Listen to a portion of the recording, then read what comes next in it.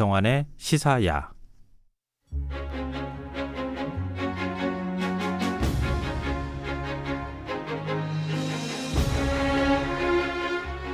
광화문 현판을 둘러싼 논란이 끊이지 않고 있습니다. 1968년 복원 때 박정희 대통령의 친필 현판이 걸린 이후 계속 논란을 빚다가 2010년 광화문 재복원 때 1865년 중건 때 훈련대장을 맡았던 임태영의 한문글씨로 현판을 갈았는데요. 이마저 몇 개월이 채 안 돼서 균열이 발견되고 이후 여러 가지 논란이 계속되고 있습니다. 그런데 내일 문화재위원회에서 이 논란의 종지부를 찍는다고 합니다. 오늘 흔적의 역사 시간에는 광화문 현판 얘기를 해보도록 하겠습니다. 경향신문 이규환 선임기자 나오셨습니다. 네, 안녕하세요. 예. 네. 광화문 현판 논란 그동안에 굉장히 좀 시끌시끌 계속 시끌했죠. 했는데 예. 이제 정말 끝나는 겁니까? 내일 문화재위원회에서 이제 그 현판 제작 방식 이런 게 이제 결정이 될 것 같습니다. 그래서 아마도 10중 8구 이렇게 결정이 될 것 같습니다. 어떻게 결정이 되냐면 네. 나무 현판에 광화문이라는 글자를 양각으로 이제 도들새기니까 위에 이렇게 새기고 그 글자의 획 위에 동판을 이렇게 끼워 넣는 형식이에요. 그러니까 그렇게 되니까 이제 동판에는 또 금박을 뭐 칠하고 그러다 보니까 네. 현판 바탕은 나무가 되고 글씨는 이제 이 동판을 씌워서 황금색을 칠하는 격이 되는 거죠. 그러니까 현판의 바탕 색깔은 검은색이 만들어지는 거고 그렇게 되면 검은 바탕에 그 황금색 글씨가 되는 겁니다. 네. 이런 형태의 현판은 이제 경복궁의 근정전이라든가 덕수궁의 중화전 뭐 이런 그 현판 방식하고 똑같은 방식이에요. 근데 이전에는 하얀 네. 바탕에 검은 글씨 아니었나요? 예, 뭐 그렇죠. 뭐 그렇게 되고 또 원래 처음에 논란이 됐던 건 이제 박정희 대통령의 그 친필 한글 글씨 뭐 이런 게 나왔는데 예.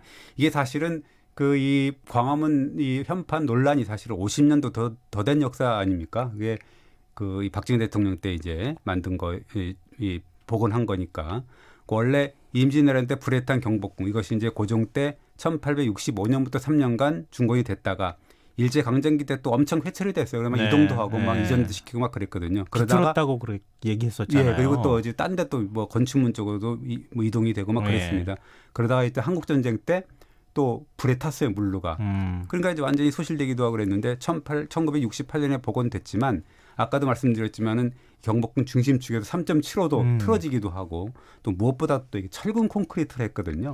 그 시절에는 그냥 다 시멘트 바르는 뭐 이런 형식을 왜 그러냐면 그 당시에는 했잖아요. 어떻게 보면 근대화의 상징이었습니다. 왜냐하면 목조로 하려고 그러면 3년 걸리는데 철근은 9개월 걸린다 그러거든요. 네. 그러니까 1000년 간다 그러고 그랬으니까 어떻게 보면 철근 콘크리트는 맹신론이죠. 어떻게 보면 조국 근대화의 정말 상징이죠. 빨리빨리 문화. 이거의 상징이었던 거죠. 당시에 이제 그러면서 그 현판도 박정희 대통령 글씨로 이제 복원이 됐습니다. 근데 사실 박정희 대통령 글씨였다는 것 때문에 논란이 많았잖아요. 네. 근데 왜 그 시절에도 굉장히 한번 잘 쓰시는 분들도 네. 있을 거고 그 이전에 어떤 복원할 만한 자료도 있을 텐데 네. 왜 하필이면 박정희 그러게요. 대통령의 그러니까 친필인가요? 어떻게 보면 예전에 대통령들 보면은 서해 솜씨 이게 자랑하는 게 기본이었잖아요. 어디 가면은 누구 대통령 글씨, 그렇죠. 뭐 그 휘호 새해 뭐. 보면은 휘호 친필료에서 네. 뭐 대도무문이니 뭐 이런 식으로 쓰고 그랬지 않습니까? 네, 맞아요. 그 특히나 박정희 대통령의 친필 휘호는 각종 문화재 현판에 많이 걸렸어요. 그러니까 2005년 자료를 보면 문화재에 걸린 역대 대통령의 글씨가 모두 37곳에 있었는데 네. 이 중 박정희 대통령의 글씨가 28곳이 있었는데요. 그중에 이제 영릉이라든가 행주산성, 윤봉길 여사 사적지, 한산도 이충무공 유적, 화석정, 오죽헌 뭐 이런 사적이라든가 보물의 현판에 어김없이 박정희 대통령의 친필 이 현판이 등장을 했었죠. 근데 뭐 사실은 전 서예를 안 해서 네. 지금 박정희 대통령 이렇게 친필 글씨도 제가 본 적은 있는데요. 이게 도무지 잘 쓴 건지 못 쓴 건지 잘 모르겠더라고요. 그러게요. 저도 사실 몰라서 제가 물어봤거든요. 예. 전문가한테 물어보니까 사실은 이 대구 사범 시절부터 해서 그 대통령 제위 시절까지도 서예가 김용하라든가 손지영 뭐 이런 분들한테 사사를 받았다 그럽니다. 그래서 전문 교육을 받았기 때문에 뭔가 어떤 군인 출신답게 좀 굳세기도 하고 강한 필치가 뭐 돋보인다고 하긴 하더라고요. 근데 이제 결국은 전문 서예가는 아니니까 네. 그 사실 이런 일화가 있거든요. 광화문 현판이 좀 걸릴 때 1968년인데 현판식에 참여했던 국회의원인데 이분이 서예가 출신이에요. 윤재술이라는 분인데 네. 이분이 그 글씨를 보고 아니 저 현판 어떤 놈이 썼어 하고서 이제 큰 소리로 하니까 옆에 쿡 찌르면서 대통령이라고 막 그랬을 거 아니에요. 그러니까 이제 순간적으로 아차 싶었죠. 그래서 네. 윤재술 국회의원이 기지를 순간 발휘해서 그래도 뼈대 하나는 살아있네라고 이제 순간 뭐 이렇게 위기를 넘겼다. 그거 안에서 라는 감옥 갔다 올 뭐 뻔했어요. 그런 일화가 있는데 박정희 대통령 당시도 그때도 뭔가 글씨가 좀 잘못됐는지 다시 이렇게 썼다고 그러고 그때 이듬해 다시 써서 걸었다 이런 이야기가 돌고 있더라고요. 본인이 쓰고 난 다음에 네. 자꾸 좀 눈에 밟히는데 그런 것 같아요. 좀 더 잘 쓸 수 있을 텐데 이래서 현판을 바꾸게 됐다는 얘기인데요. 그렇습니다. 근데 그 시대쯤에는 한문으로 이렇게 근사하게 네. 착 쓰면 좀 더 이렇게 뭔가 폼이 난다고 할까요? 그러게요. 그럴 텐데 네. 한글로 썼어요. 그러니까는 그래서 그 조금 이상한데 그 연구자가 이렇게 연구를 한 거 보면 1868년 3월 15일에 이제 기공식이 열렸는데 거기 보면 투시도가 있거든요. 네. 거기 보면 광화문이라는 한문 글씨가 보이고 한문은 보통 거꾸로 쓰지 않습니까? 그래서 네. 문화강 이렇게 이제 분명히 보인다는 거거든요. 네. 이게 투시도라는 게 사실은 그 뭐 이 향후 계획을 반영한 그림이기 때문에 투시도의 한문 글씨였다 그러면 원래 계획은 한문 글씨였다라는 거거든요. 근데 공사 과정에서 가로쓰기 한글체인 광화문으로 바뀌었다는 얘기인데 아마 박정희 대통령이 당시 역점을 두고 있는 사업이 하나 있었는데 그것이 한글 전용화 정책이었다고 하고요. 맞아요. 그리고 1968년 그 해가 한글 전용화 5개년 계획의 원년이었기 때문에 아마 이렇게 한글로 가로쓰기로 했을 것이다 라는 추측이 있더라고요. 그럼 통치자의 뜻에 맞춰서 예. 그래서 한 것이다. 예, 그렇습니다. 그리고 이게 저는 이렇게 논문을 보면서 하나 의미심장하게 느꼈던 거는 68년 10월 17일 날 이제 광화문을 수리 복원한 다음에 상량문이라는 걸 하잖아요. 수리 네. 내역을 이렇게 적는 건데 거기 보면 굉장히 의미심장한 구절이 보입니다. 서울대 교수가 쓴 거예요. 네. 근데 보면은 박정희 대통령의 영도 아래 국방 유신의 대업이 진행이 되고 민족의 주체의식이 높아가는 이 시운에 대통령 뜻을 받들어라는 그런 내용이 있어요. 근데 뭔가 느낌이 좀 있으시죠? 아니 이 북측에서 늘 쓰는 네. 그 표현 같아가지고 옛날에는 표현이 비슷했나 이런 생각이 좀 문득 들었는데요. 근데 구방유신이라는 게 무슨 뜻입니까? 그 유신이라는 단어가 눈에 띄시지 않습니까? 구방유신, 네, 유신. 네. 그러니까 유신이 뭐냐? 구방유신이라는 게 그 유교 경전이 시경이 등장하는 구절인데요. 네. 주나라는 오래됐지만 천명은 참으로 새롭구나라는 거에서 주수구방 기명유신이라는 표현이 있어요. 근데 네. 상량문을 보면 그 나오죠. 대통령의 영도라든가 유신이라든가 그리고 뭐 민족의 주체의식 이런 것들을 이렇게 보면 약간 좀 뭔가 모골이 성연해지는 느낌이 뭐냐면 그로부터 딱 4년 뒤에 72년도에 네. 유신이 10월 유신이 공포가 되잖아요. 네. 그래서 이게 10월 유신의 조짐이 바로 이 광화문 복원 상량문에서도 보이는 게 아닌가라는 그런 느낌도 뭐 좀 들더라고요. 전 논문을 보면서 그런 느낌이 들었습니다. 그 서울대 교수가 누군지 좀 궁금한데요. 뭐 제가 나중에 가르쳐. 아니 그런 이제 사람들이 주변에서 네. 유신하셔야 합니다. 네. 이렇게 얘기했을 뭐 것 그랬을 같은 수도 있을 것 생각도 같은 좀 생각이 들었어요. 들죠. 네, 네. 그러니까 그런 히스토리가 지금 여기에 담겨 있는 거잖아요. 예, 그렇습니다. 어찌 보면. 그래서 이제 친필 한글 글씨 이렇게 계속 논란을 빚고 그래서 2010년에 이 광화문 제 모습 찾기 사업의 일환으로 이제 광화문이 제대로 이제 복원이 되고 그리고 임태영 훈련대장의 글씨를 복원을 했는데 이 또한 이제 현판도 갈라지고 뭐 또 몇 개월 만에 또 그렇게 되고 네, 맞아요. 색깔 논쟁이 또 벌어지고 했거든요. 그래서 네. 이번에 다시 이제 또 바뀌게 되는 거죠. 근데 이번에 이제 그 색깔이 흰색 네, 바탕에 네. 검은색 글씨에서 네, 네. 정반대로 네. 정반대는 아니네요. 네. 검은색 바탕에 금색 글씨로 이제 바뀌게 되는 거잖아요. 네, 그렇습니다. 그래서 뭐 2010년 바뀔 때도 이 색깔은 안 바뀌었습니다. 그래서 문화유청에서는 계속 뭐 도쿄대라든지 거기 사진이 있고 그다음에 중앙박물관에서도 보면 그 이 흑백 사진이 있는데 거기 보면 흰색 바탕에 검은색 글씨가 맞다라고 계속 이제 고집을 피웠죠.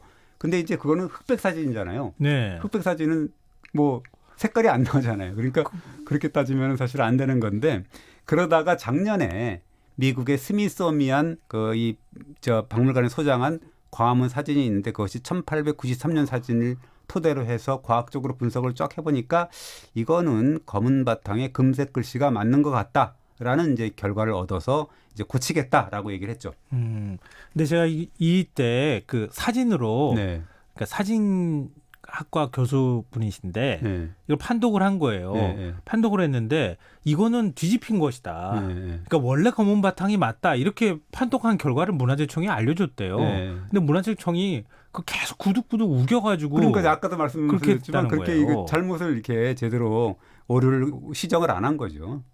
지금 이제 그러면은 오류를 인정한 셈이 됐네요. 예, 그렇습니다. 근데 아까도 지금 말씀하셨지만 사실은 조금만 신경을 썼으면 더 예. 좋았을 것 같아요. 왜냐하면 그 사실은 그 안중식이라는 궁중화사 출신의 저희 화가가 있습니다. 네. 그분이 1915년 작품이 있어요.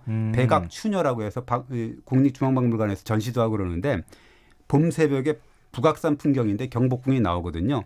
광화문도 나옵니다. 그럼 거기를 보면 광화문 현판의 바탕색이 검은색으로 이렇게 보이거든요. 네. 최근에 그리고 이것도 단순한 검은색 바탕의 금색 글씨가 아니라 이게 아까 뭐 처음에 우리가 하겠다라고 했듯이 동판을 뭐 덧댄 것이다 네. 라는 걸 최근에 알게 된 건데요. 이런 것들이 젊은 연구자들 논문이 계속 나왔고 지금 아까 얘기했던 그런 동판 글씨는 다른 연구자가 와세대 대학에 있었던 경복궁의 영건일기 그러니까 1865년부터 그러니까 68년까지 네네. 공사 일지를 이제 검토해 갖고 이제 처음 알게 된 거죠. 그 연건일기를 빨리 찾았더라면은 지금 그렇습니다. 이런 불필요한 네. 논쟁을 하지 않았어도 될 뻔했다는 생각이 들어요. 예, 그렇습니다. 그래서 그 영건일기를 보면 굉장히 흥미로운 대목이 있어요. 그래서 이게 색깔을 반드시 바꿔야 되는 그런 측면이 있는데요. 네. 왜 광화문의 현판을 검은색 바탕으로 했는지 그 이유가 기록이 돼 있습니다. 하필이면 그 많은 색 중에 검은색을 했을까? 좀 별로 안 좋은 것 같죠. 예, 그죠? 그렇게 뭐 썩 좋지는 않잖아요. 예, 그렇습니다. 우리가 검은색을 그렇게 썩 좋아하는 스타일은 예. 아니었던 것 같거든요. 그래서 이제 보니까 1867년 4월 21일 영건일기를 보니까 교태전 강년전의 현판은 검은색 바탕에 금색 글씨로 한다라는 기록과 함께 각주를 달았는데 거기에 네. 뭐라냐면 경복궁의 각 전당 현판은 모두 검은 바탕으로 했는데 이것은 불을 제압하는 이치를 취한 것이다라고 이제 부연 설명을 했죠. 왜 갑자기 뜬금없이 불 얘기가 나옵니까? 검은색인데. 그러니까는요. 그래서 좀 이상한 것 같다라고 하는데 사실은 그게 아니고 이 검은색이라는 거는 사신도를 보면은 북현무라고 하잖아요. 네. 그 북현무가 음양 오행 중에서 북쪽과 물을 상징한다는 거죠. 그래서 영건일지에 등장하는 각 정각의 현판 바탕을 보면 교태전, 강령전이 사실 침실이잖아요. 침전이잖아요. 뭐 왕과 왕비의 침전인데 네. 그것뿐만 아니라 광화문이라든가 근정전, 그다음에 경회로, 강령전, 근정문, 건춘문, 심우문 이런 것들이 모두 검은색으로 돼 있거든요. 결국 이것들은 뭐냐면 이런 정각들이 화재에서 무사하기를 기원하는 마음으로 검은 바탕으로 이제 현판을 칠한 거죠. 그러면은 네. 이렇게 전부 다 검은 바탕으로 칠했으면 애초에 그 광화문 현판할 때도 그러니까 이것도 검은색이었을 가능성이 있다는 걸 왜 생각을 못했는지 저는 이해가 좀 안 그러게 말이죠. 되는데요. 네.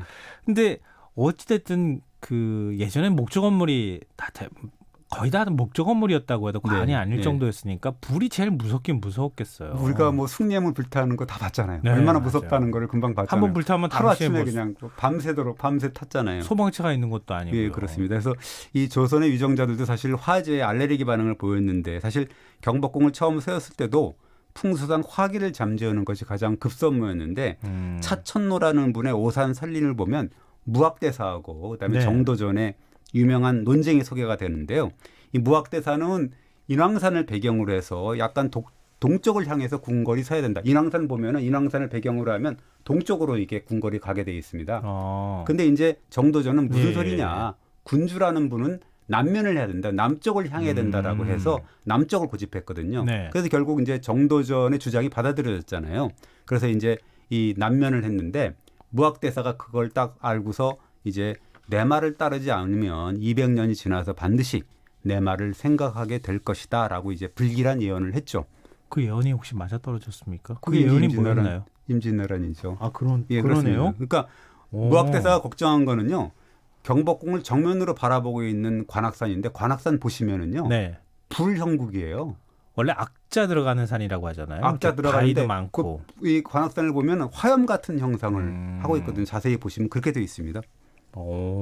그러니까 불의 산인 관악산이 관악산하고 마주보고 있으면은 이거는 뭔가 좋지 않은 조짐이다. 받아들이는 거죠, 불을. 예. 그래서 불을 받아들이는 거다. 그 관악산에서 뻗어나가는 그런 화기를 다스려야 된다라는 건데 그 뭐 서울의 정문이 숭례문이지 않습니까? 네. 그 왜 숭례문이냐? 예의를 숭상하는 뜻 의미도 있지만 그 예라는 거는 오행으로 치면 불화자를 의미하는 것도 있거든요. 그리고 네. 숭례문의 현판만 이게 가로가 아니라 세로로 이렇게 세워 있잖아요. 예, 예. 그 왜 그런지 아시죠? 아니 잘 모르겠네요. 그게 뭐냐면 그게 바로 이제 관악산의 화기를 다스리는 거죠. 관악산의 화기를 다스리기 네. 위해서 세로로 세워요? 예, 그렇습니다. 왜 그러냐면 나무나 종이를 태울 때 보통 세로로 세우면 불에 잘 타잖아요. 네, 이것이 이제 숭례문 연판을 세로로 세운 이유인데 네. 세로로 세움으로써 맞불을 놓은 거죠. 그래서 그걸 이화제화라고 하는데 불로 불로를 제압한다 이라는 건데 현판을 세로로 세웠으니까 관악산이나 활활 타라라는 의미가 도 되고 그리고 관악산 때문에 불이 난다면 경복궁 때문까지는 오지 말고 네. 숭례문까지만 타라. 뭐 이런 의미도 있어요. 아 그런 의미까지 다 예, 포함을 그렇습니다. 해서 이렇게 세로로 세운 거군요. 네. 근데 무학대사의 이 불길한 예언이 맞아 떨어졌다고 해야 되나요? 그렇습니다. 한두 번 그- 이런 불이 타거나 막 이런 일이 있었던 게 아니잖아요. 맞습니다. 그래서 이런 뭐 이렇게 조치를 취했는데도 불구하고 계속 이제 그 불에 탔죠. 그래서 뭐 이 명종 때도 탔고 그리고 이제 뭐 이 그때는 뭐 하여튼 잿더미가 됐다는 거거든요. 네. 그럼 뭐 임진왜란 때도 전소됐다고 볼 수 있고. 왜 그렇습니다. 그래서 뭐 임진왜란 때 이 왜군이 평양성 전투 패전한 다음에 퇴각하면서 궁궐 종묘를 불태우고 약탈과 사륙을 자행하고 막 그러는데 무학대사가 예상한 바로 200년 뒤가 정확하게 1392년에 그 조선이 건국했는데 임진왜란 난 게 1592년. 딱 네. 200년 뒤잖아요. 그래서 그런 느낌이 있고 그 경복궁이 그 뒤에 이제 270년이 지나도록 준건이 되지 않았죠. 그러면은 이런 불길한 기운을 가지고 있는 곳이니 내가 여기 들어가서 살기 싫다.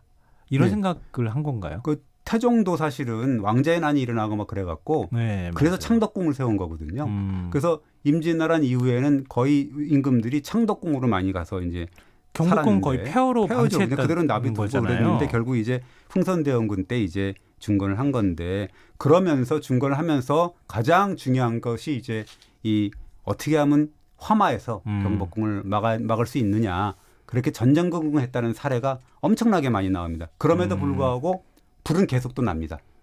불은 계속 나고. 네. 그럼 뭔가 다른 대책을 만들어야 되지 않았을까요? 그러니까 이제 여러 가지 조치를 취해요. 그래서 뭐 이 정각 현판 아까 까만색으로 했다라는 것도 있지만 네, 세로로 세우고. 1997년에 경회로를 이렇게 준설 작업을 할 때 보니까 예. 되게 재밌는 유물이 나왔는데 혀를 쑥 내밀고 콧수염을 동그랗게 말고 해악 쪽으로 만든 청동 용이 이게 나왔는데 네. 용이라는 게 사실은 뭐 상상의 동물이긴 하지만 물의 신이거든요 원래. 근데 입에서 불 나오는 거 아닌가요? 그게 물의 신이에요. 그게 용이라는 물의 게. 신이에요? 예, 그래서 이 연건일기를 보면 용을 주주해서 염원에 넣었다는 기사가 있습니다.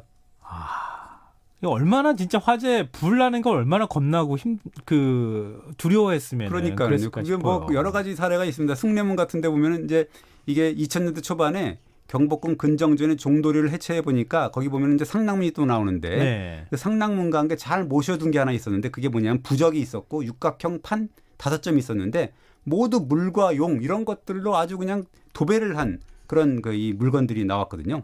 근데 부적에 어떤 게 쓰여 있었길래 용자를 물과 1000자를 막 쓰고 용자를 1000개나 막 썼어요. 1000자를. 용자를 1000번이나 네, 썼어요. 1000번이나 부적에다가. 그게 이제 숫자를 쓴 건데 숫자를 용자로 이렇게 조그맣게 용자를 1000번을 해갖고 숫자를 큰 물자를 이렇게 썼습니다. 물 숫자를 쓸 때 네. 용자를 1000번 써가지고 물 그렇게 숫자를 물숫자 만들었다고요. 그다음에 육각형이라는 게 뭐냐면 육각수라는 게 있잖아요. 우리가 그러니까 물의 네. 구조가 오각형이나 육각형인데 육각형이 생체 분자가 좋아하는 물의 구조라는 거고 뭐 이런 것들이 그리고 음의 대표적인 숫자가 6인데 그래서 이제 어떻게 보면 그래서 이 물을 이 조심하는 그런 측면이 있는 거죠. 근데 물 숫자 3개 모이면 무슨 글자예요? 묘자입니다. 아드칼 묘자라고 찾아보시면 나와요. 물 숫자 3개를 찾아보면 수면, 물이 아득하다 이런 느낌이 있는. 그래서 풍수상 경복궁은 물바다로 만들어 놓은 거예요. 결국은. 그러니까 이런 노력 끝에 우리 네. 문화재가 그나마 남아있지 않았을까 하는 생각도 좀 드는데요. 예, 그렇습니다. 얼마나 화재가 두려웠으면 이랬을까도 싶네요. 그렇습니다. 예. 아, 참. 그러면 새로운 광화문 현판을 바꾸게 되면 네. 이건 또 언제 걸리게 되는 겁니까? 그 이제 올해까지 이제 절차를 다 마무리 짓고 내년부터 이제 그 태기를 해야 되는데 아마 3.1절이라든가 8.15라든가 이런 광복절이라든가 이렇게 좀 날짜가 좀 좋은 곳 그걸 택해서 아마 결정할 것 같습니다. 그러면은 제작하는 시간도 이런 거는 굉장히 오래 걸리죠. 일단 이제 절차가 있으니까요. 우리가 아. 계속 봐야죠. 하여튼 이번에는 다른 또 논란도 나오지 않도록 네. 좀 완벽하게 고증해가지고 또 쪼개지거나 그러지도 않게 좀 잘 만들었으면 좋겠습니다. 네. 네, 흔적의 역사 지금까지 경향신문 이규환 선임 기자였습니다. 고맙습니다. 네, 감사합니다. 네, 오늘 모바일 상품권 당첨자는 홈페이지 공지사항에서 확인하실 수 있도록 올려두겠습니다. 김성환의 시사 오늘 순서는 여기서 마쳐야겠습니다. 지금까지 시사평론가 김성환이었습니다. 편안한 밤 되십시오.